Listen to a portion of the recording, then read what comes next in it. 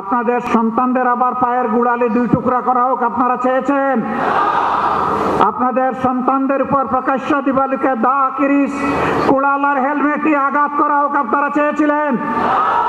এই বাংলাদেশকে আমরা ধিক্কার জানাই। এ বাংলাদেশ আমরা চাই না। আমরা পরিবর্তনের বাংলাদেশ চাই, যেই বাংলাদেশে শিশু যখন ঘর থেকে বের হবে, কিশোর যখন বের হবে, যুবক যুবতীরা বের হবে, আমার মা বোনেরা বের হবে, তখন কারো বুক দূর করে কাঁপবে না।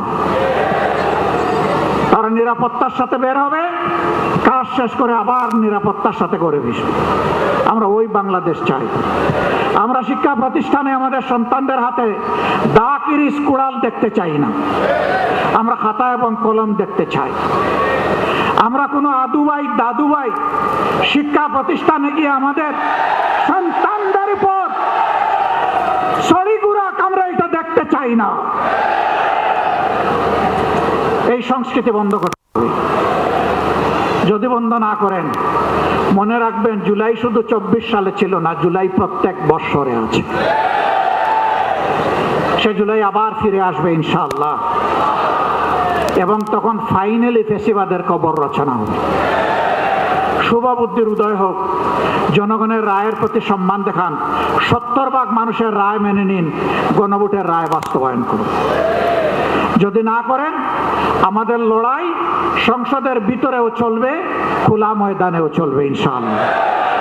এবং আল্লাহর পর ভরসা করে বলতে পারি, এই লড়াইয়ে জনগণের বিজয় হবে ইনশাআল্লাহ।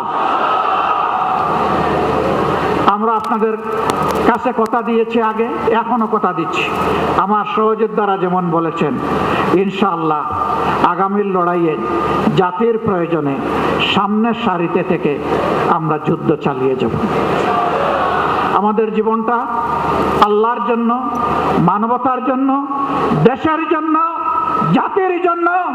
আল্লাহ যদি কবুল করেন, গর্বিত শহীদ হয়ে দুনিয়া থেকে বিদায় নিব ইনশাআল্লাহ। গতকালকে এই জায়গায় আরেকটা সমাবেশ ছিল, পরিষ্কার বলেছি, সিগালের মতো 100-1000 বছর বাঁচতে চাই না, বিড়ালের মতো বাঁচতে চাই না, সিংহের মতো প্রয়োজনে 1 সেকেন্ড আয়ু চাই আল্লাহ তাআলার কাছে। ওইটাই করবে ইনশাআল্লাহ। জনতার বিজয় হবে। আমরা নিরাশ নই, আমরা গভীর আশাবাদী। এ বাংলাদেশ পাল্টাবে, নতুন বাংলাদেশ গড়া হবে ইনশাআল্লাহ। সেই বাংলাদেশ গড়ার প্রত্যাশায় সারা দেশবাসীকে আমরা পাশে চাই, এবং আমরাও দেশবাসীর সাথে থাকতে চাই। আমাদের কোনো নিজস্ব দলীয় ব্যক্তিগত কোনো দাবি দেওয়া নাই। আমাদের সমস্ত দাবি দেওয়া দেশবাসীর অধিকার আদায়ের জন্য। এ লড়াই চলবে ইনশাআল্লাহ। লড়ে যাব ইনশাআল্লাহ, আল্লাহ সাহায্য পাবো ইনশাআল্লাহ, আমাদের বিজয় হবে।